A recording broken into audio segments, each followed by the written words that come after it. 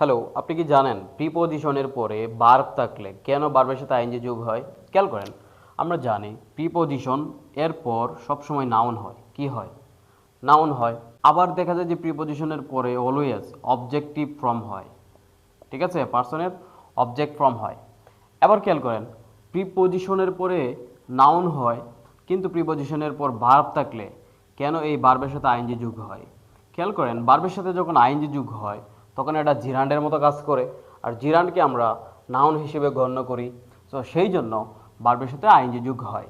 যেমন for for speaking, for speaking, এখানে স্পিকটা হচ্ছে ভার্ব, আইএনজি যোগ হয়েছে বিকজ এটার আগে একটা কি আছে, প্রিপজিশন আছে। আবার বলি আমরা যে টু মি, আমরা কখনো টু আই বলি না। ঠিক আছে, আই হবে না, হবে টু মি।